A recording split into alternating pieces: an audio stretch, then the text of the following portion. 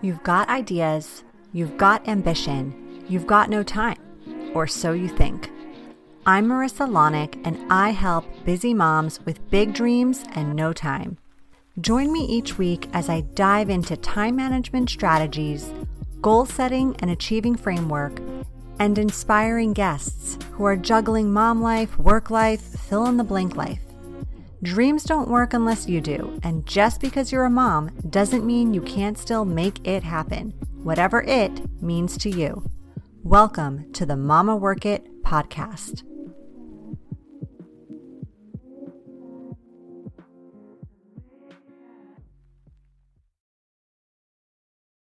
Right. Hey, mamas. Welcome back to another amazing episode of the Mama Work It podcast. Marissa Lonick here, working mom of four and your host. Thank you for being here. If you are a mama who likes to write, has an idea about something you want to write, or simply enjoys the company of a funny and inspiring woman who will make you feel like you can do anything, you are in the right spot today. If you can't already tell, I'm super excited as we're welcoming back one of my favorite authors and entrepreneurs, Elizabeth Lyons. Elizabeth is a 6-time author who helps aspiring authors untangle themselves so they can get out of their own way and get on with the writing, publishing, and launching of a powerful book. She also offers several celebrated online courses that guide authors step by step through writing, publishing, and launching their books. As a mom of 5, yes, you heard that right, you guys, 5, she is obsessed with decaf coffee, gluten-free cupcakes, sloths, and consistently remodeling her already perfectly good house. My gosh, Elizabeth, we have so much in common. I can't even take it. That's why I love talking to you. Same here. Thank you so much for being here. Oh, thank you so much for having me again. Yeah. Oh my gosh, it's an honor. All right. Well, for those of us who don't know you, potentially listening, tell us more just about who you are, how you got started as not just an author, but now someone who helps other authors get their message into the world. It was all super accidental, which is not terribly, maybe it is more romantic than, because lots of times you want the strategic side of like, how did you get here? But it really was super accidental. My author career started 19 or so years ago when I found out I was expecting twins and I couldn't find a book that was funny. I wanted steps, but I wanted someone to say like, you will sleep again, you will eat regular food again, and also here's how you can feed 2 babies at once, and here's how you go to Costco with 2 babies and all those sorts of things. So I just did it, and I was so naive to the whole process, both the writing and the publishing, which I think was a gift. But I did it, and then I said, okay, that's it. I've written a book, this is what happens every time I write a book. I say that's it, and fast forward, there's another and another and another. So that just kept going. But then the working with other authors really didn't start until 5 or 6 years ago. I mean, I've talked to authors all throughout my career as an author. Like I've commiserated with authors, right? I've asked other authors, how do you do this? And how do you do that? And here are my thoughts on this. And what are your thoughts on this? But it wasn't until about 6 years ago, maybe 7, but that someone came to me and said, can I hire you to show me how to do this? And I was like, for real? And I felt like such a fraud, really, like doing it. It just kept going. I guess I got over feeling, it wasn't so much that I got over feeling like a fraud. It was more, I love it so much. And so I leaned into the idea that I could make a living doing something that doesn't feel like work. It feels like work when I have to do the accounting, or anything with a spreadsheet, but otherwise it just doesn't feel like work. Every author's nightmare. Excel. Numbers. Forget about it. Thank God for calculators. Yeah. Pivot tables. We're done. Yeah. Yeah. I love that this fell into your lap because I feel like sometimes, yes, you have to push yourself and you have to like work hard, of course, and do the things you don't necessarily love to get to what you want to do. But also, the universe is always working for you.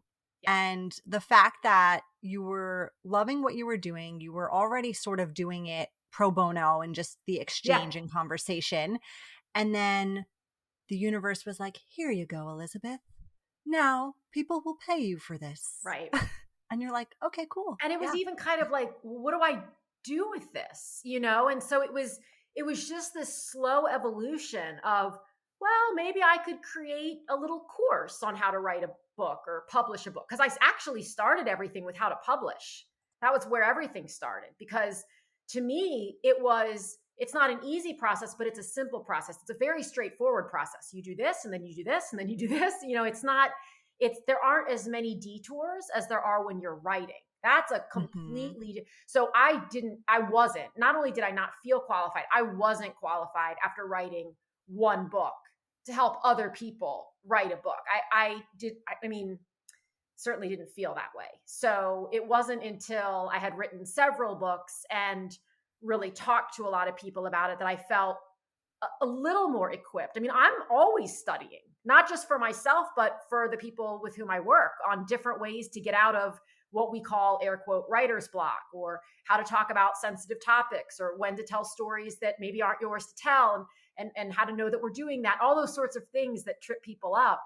That's still a work in progress. And I think will always be a work in progress for me to just understand how to best serve other people and contribute to their journey.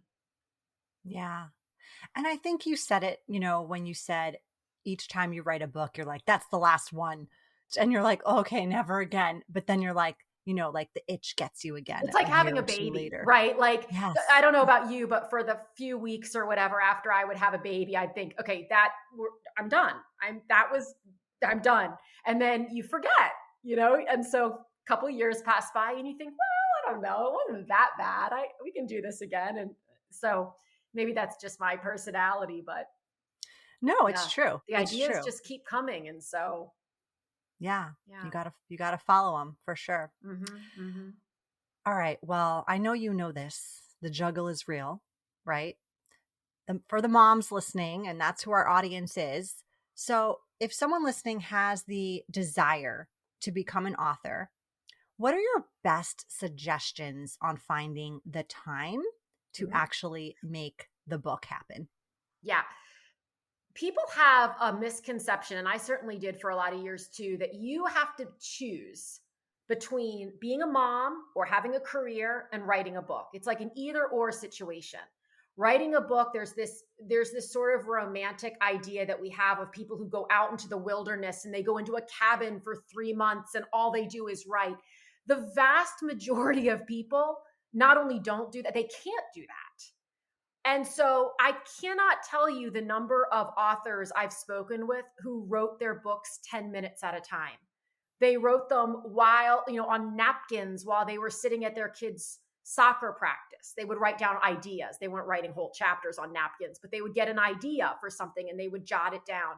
We write in when we're moms, and I've got 5 kids, so we write in. I heard this once, and it's not mine. I want to be clear. We write in the margins. We write in the margins of our lives. And they're there. And it was funny. I was talking to Zibby Owens recently about this, the difference between, people will sometimes say, well, if you can sit down and watch an hour of Real Housewives, then you can sit down and write for an hour.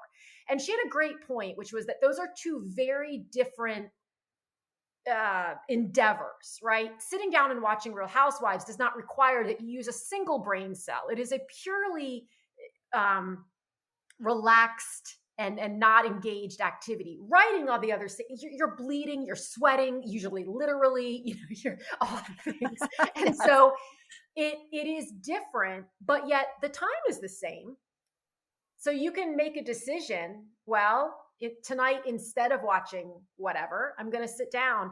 But I coach a lot of people to do it 10 minutes at a time. You'd be amazed how much you can write in 10 minutes if you know what you're going to write about during those 10 minutes.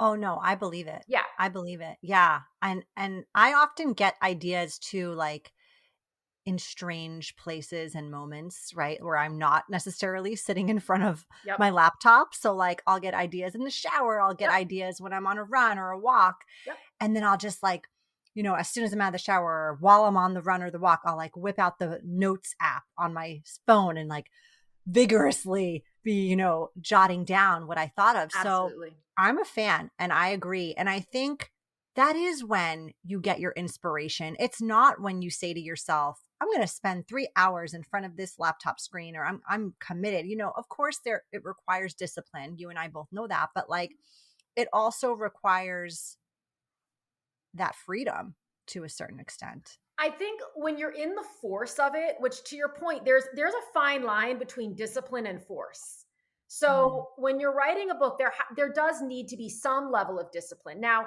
you can decide I'm only going to write 3 days a week, or I'm only going to write 1 day a week, or I'm going to write 3 times a day. You get to decide how air quote disciplined you are, but it is such a common thing that the epiphanies come when we're not trying, yes. because we free up that space in our head for the idea to actually come through us.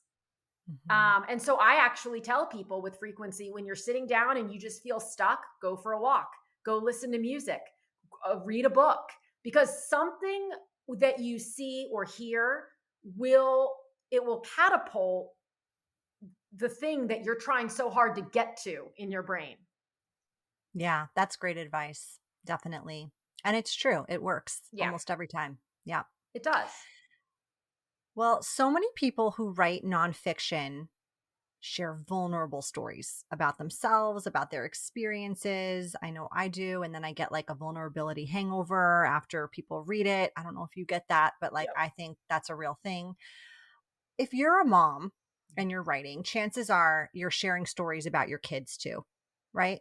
Yeah. So here's my question. Do you think moms should be worried about sharing stuff about their kids in books? Is this Yeah. a red flag? Is this a target for possibly being like sued later in life when the kids get older? Tell us what you think. Yeah. So, okay. First and foremost, I do not think there is a should where this is involved. I do not think there is a blanket, this is right and this is wrong. I think everybody has to take it from their own perspective and weigh out a lot of different things. My kids are in all of my books with the exception of the last one.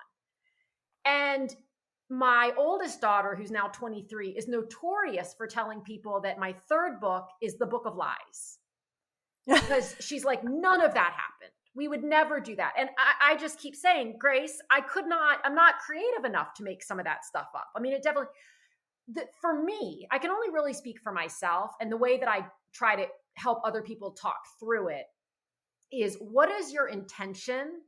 Number one, what is your intention in sharing the story that you're sharing? The second piece is knowing your child the way you know your child. Would your child be mortified or truly hurt? So I've worked with authors who have children who are battling addiction. I've worked with authors who have children who are battling bullying. And the question comes down to, is this your story to share now? Like, is it your story to share at all? And then to take it a step further, is now the right time? And then to take it, I guess the precursor to all of that is, what is your intention in telling the story? Is it to prove a point? Is it to try to make your audience laugh, but maybe at the expense of your child? It's really tricky.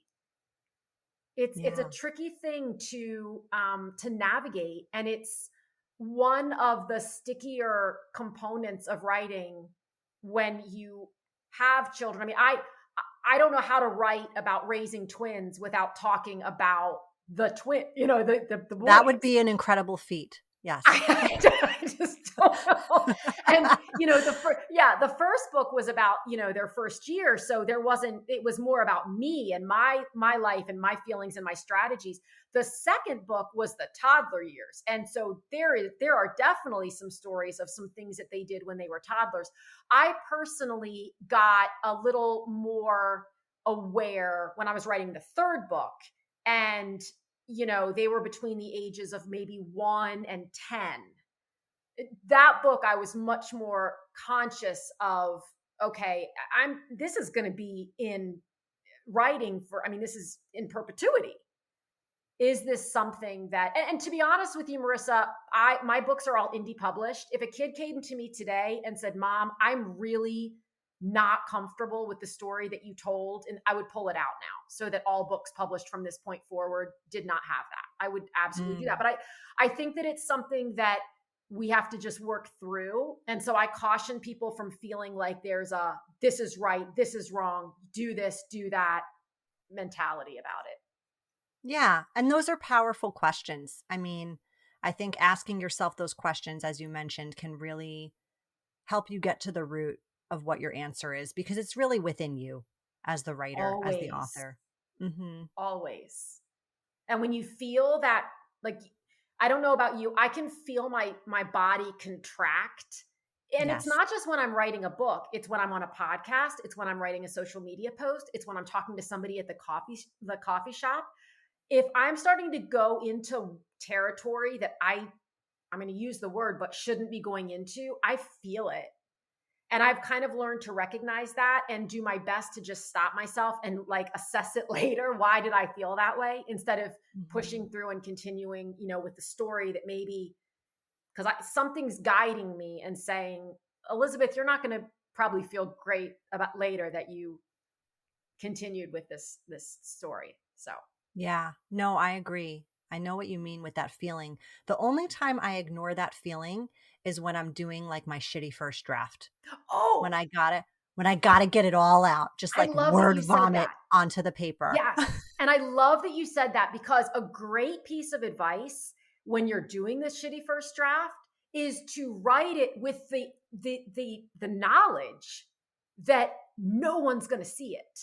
Yeah. There are so many times that we have emotions, whether it's anger, sadness, frustration, all of it, that we really need to get out. And writing is such a wonderful way to do it. People do it in different ways. Some people exercise. I write. I definitely am not in the exercise category. So it's like, we do it in different ways. But acknowledging, like, it's just going to come out of me and nobody's ever going to see it. That can be great. Yeah, then I censor myself for like the round 1 of edits. Exactly. Can you guys even believe it? There's more to that. Right. there's more than what you're reading. Right. This is a piece. This is at the 30,000 foot level. You don't want to know at the 5,000 foot level what I was really thinking. Oh my God. Yeah. Well, I know you work with a lot of moms in your business. So tell us, what are their greatest fears when it comes to book writing? Oh gosh. I at this point feel like many moms are as afraid of success as they are of failure. Because tell me more. If the book does well, and more air quotes, right? However you define that, will that take them away from their family? Will they have to do a book tour? Will they have to be on the phone during the dinner hour? Are all of those things going to be required of them, whether they're with a traditional house or indie? Will they be able to kind of maintain and sustain whatever it is that they build? And so it's normal that we shrink back into what's comfortable. And on the flip side of that, of course, is the fear of failure. Am I going to take time away from my family? There's still this ingrained sense that is our role. And it is. And I mean, I'm someone for whom that is still my role. And my youngest is almost 15. And I've been doing it for so long as a mom that it's still such a huge part of who I am. But we consider, okay, and it's true, I think, if you're starting a business too, if I'm going to take time away and even money away potentially, like from investing in my kids' college funds or buying this or that and spending time with them in order to do this thing, and then it doesn't work, then am I a bad mom? Am I an irresponsible mom? That was verbiage that I used for a long time because, in between being an author, I also started several businesses that did not take off for one reason or another. It did not, I ended up switching it up or getting bored or whatever I do, and but that was something that I continued to ask myself. Am I being fair in doing this? Yeah. I can relate to a lot of that. Yeah. I don't know about the fear of success because I actually dream about being on the phone with like a New York Times agent, during Yeah. dinner time. That's okay with me. Yeah. Yeah. But I know what you mean. It's the fear of change, really, It's the fear when of the it's the fear of unknown, success. right? Yeah. Like, what is it going to look like and can I handle Mhm. it? Yes. And there are Yes. so many things that as moms, unfortunately, we don't know what it's going to look like or whether we can handle it until we're in it. And then Mhm. we're trying to figure it out. And so there can be a sense of, well, do I want to bring this on myself? I mean, if I get thrust into it and I have to deal with it, then fine, I can deal with it. But I'm inviting this. And is that a good idea, for lack of a better phrase, right? Is that something I should do? So Yeah. I yeah, mean, because we have like the weight of the world on our shoulders, right. and we feel so responsible, not just for ourselves, but for our entire family. So Absolutely. makes a lot of sense. Yeah. So when you write, I'm guessing you have some sort of process. I'm guessing 6-time author, something's working there, Yeah, I guess right? you could call it that. Right. Okay. All right. So can you share just like your top do's and don'ts when it comes to the book writing process that has Mhm. worked for you and probably, I'm guessing, a ton of your clients? Yes. So some of the do's include get really clear on your core message. That allows you to have boundaries around what you're talking about. Another do, get really clear on your target reader. Who are you writing for? I was interviewing today for my podcast an amazing author. Her name's Tanmeet Sethi, and her book Joy Is My Justice comes out in May. And she said during the course of this conversation that she was writing for different people. Like she was writing for more than one person. And I said, I have to ask you about this because my process has always been write for one person and then it Mhm. expands from there. And I'm hearing you say that you kind of wrote for a collective. And she explained it. It was really fascinating to me because I wanted to understand how she did that without getting lost in people pleasing and getting caught up in, oh my gosh, but I want these people to like it and I want these people to like it and I want these people to like it. But it's whether you write for one person or for four people, knowing who they are, knowing what you are writing for is incredibly helpful in coming back when you have those moments of like, why did I think I could do this? Like, what was I Mhm. thinking? It's coming back to your why, but not in a trite way. We throw that term around all the time, and I say it as well. What's your why? But I actually take people to a third layer why, which is just a deeper level of understanding of why this is important for your soul to tell this story. And that can even be true if you're writing fiction. But the other piece of it, I'm an outliner. Now, I am not a thorough outliner, but I'm kind of like half plotter, half pantser, like kind of in between. But I have to start with something. So my outlines are not nearly as detailed as some of my clients who really need to get into the nitty gritty of every single chapter in order to be able to write it. And that's perfectly fine if that's what you need to do.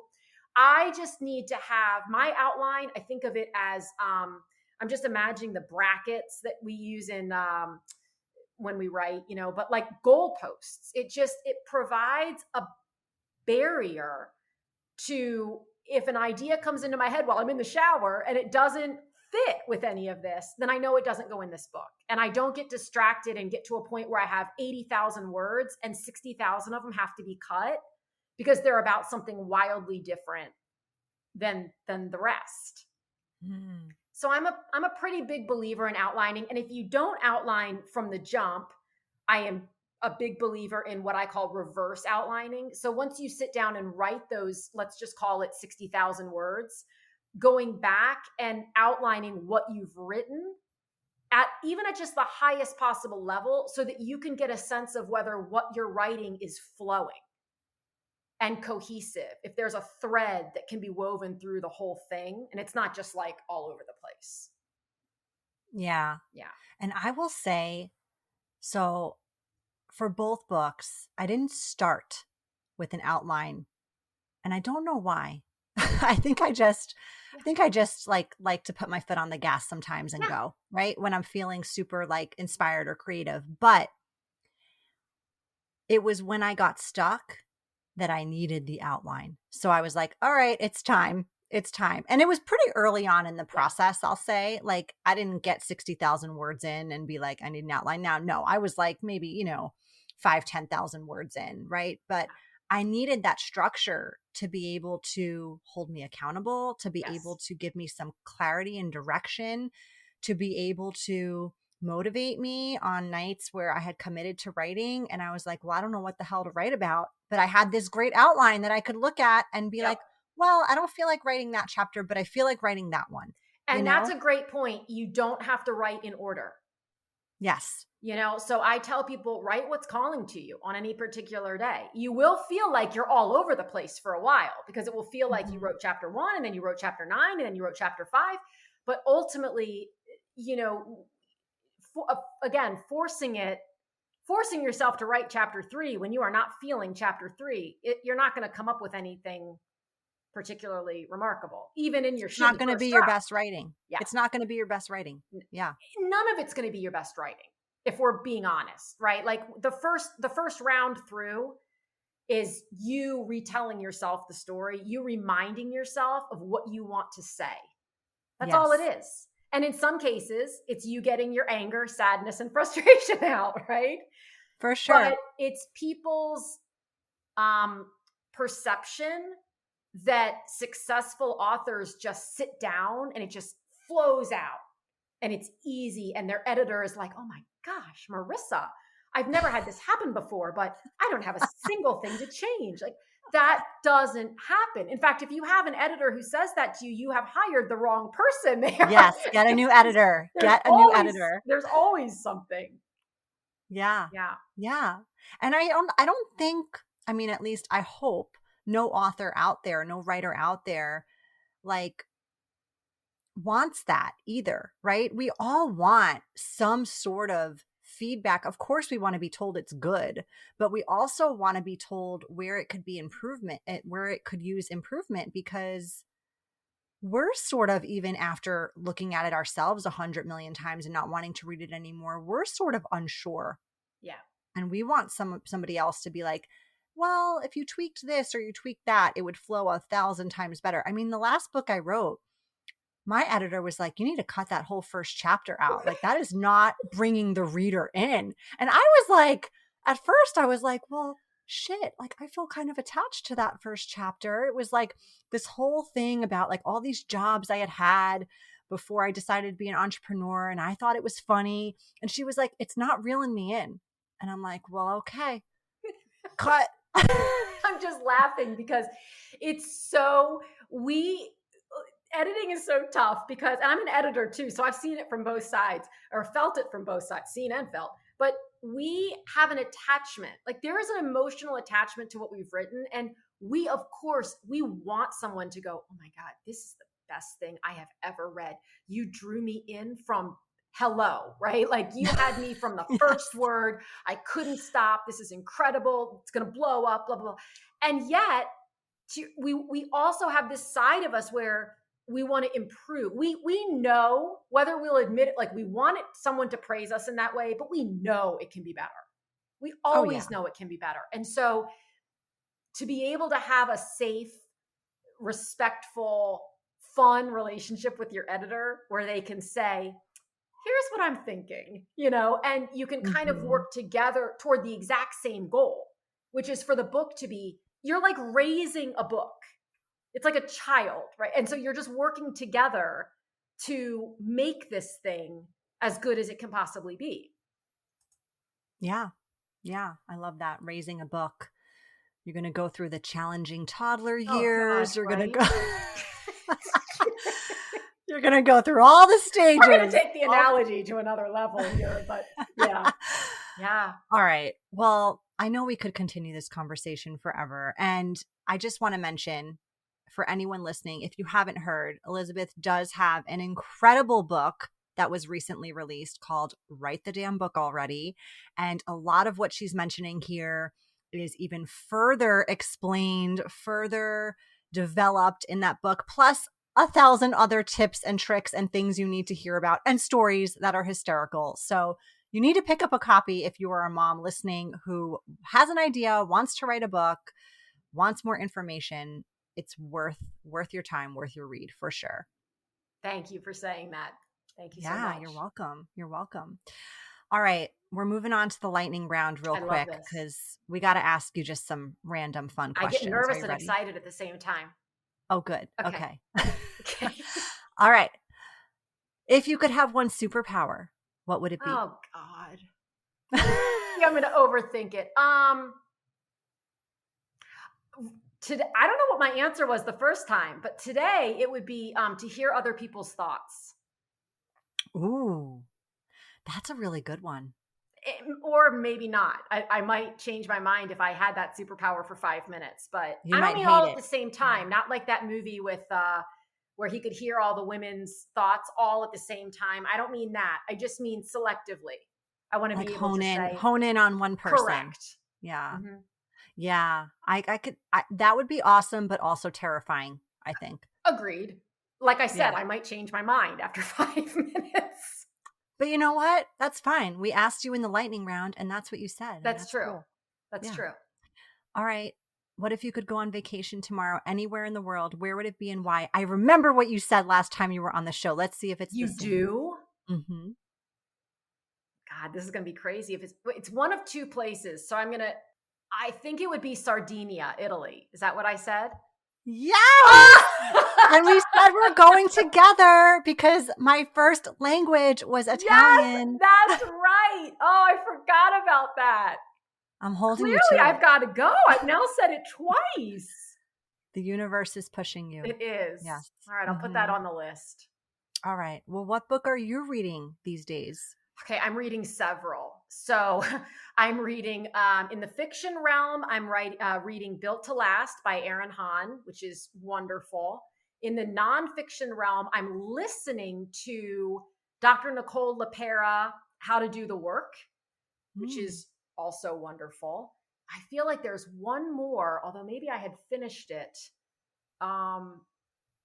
Those two for sure I'm in the middle of. Okay. Yeah. Good Rex. What if they made a movie about your life? Who would you want to play you? Oh, I think Zooey Deschanel. Oh, yeah. I like her so much. Uh-huh. Mm-hmm. All right. Last question. What's something most people don't know about you? Oh, God. A lot of people are surprised to find out that I have some tattoos. Oh. Yeah. Okay. That's not like terribly, but there's that. Are you going to tell us what they are? Well, one of them is really obvious. I mean, people can't see it, but you can. It's on my forearm. So I'm always like intrigued when people say, oh, you didn't strike me as a tattoo person. The one on my arm says Begin Again. I have one on my hip that, so this is something a lot of people don't know. It's a rose. But when I was 18, I thought it would be really fun to get my boyfriend's name tattooed on my hip. And so I did. And 3 weeks later, we broke up. And I went back to the tattoo artist and said, do something. And he wasn't terribly skilled. And he said, all I can do is turn this into a rose. And it has to be a blue rose. And I thought, well, okay. So now my kids growing up would be like, why do you have a cloud sticker on your butt? It's like, this has gone horribly wrong. But now my kids have started getting tattoos, which I did not anticipate. And so now we have this whole thing where we're going to be getting like matching that speak to each of us. Oh, so, fun. Yeah. Yeah. Oh, I love that. Yeah. Very meaningful. Fun. Yeah. Are they going to get a blue rose? God, no.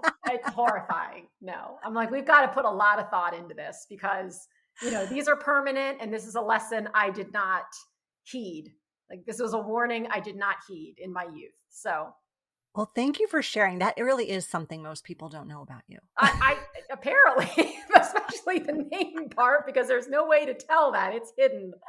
So yeah. Yeah. Well, good. Before we wrap up today's episode, can you please tell our listeners where they can find you? The best place, I'm most active on Instagram. So I'm Elizabeth Lyons author on Instagram. And then my main website is publishaprofitablebook.com. I also have elizabethlyons.com, but frankly, everything filters into Publish a Profitable Book. So that's the most well-rounded website. Yeah. And that's exactly what you'll do if you contact Elizabeth. So love it. Very, very on the ball right there. Perfect. Well, thank you so much for being here, Elizabeth. Again, it was so nice having you on the show, and it's always so fun to connect and catch up. It is. Thank you so much for having me. You've been listening to the Mama Work It podcast. I hope you've enjoyed this episode and would love if you could take a quick minute to leave me a review on whichever platform you're listening from, and maybe even send a note to a fellow mama friend recommending it. Reviews and recs help this podcast grow and reach more like-minded, awesome moms. And if you haven't subscribed yet, don't forget to click that button so we can stay in touch, girl. By the way, if you haven't checked out the Mama Work It website, please do. There are lots of free resources and great articles there that can help you with the juggle of work life, mom life, wife life, fill in the blank life. So head on over. Thanks again for being part of the tribe. I'll see you soon, but in the meantime, keep on working it, mama.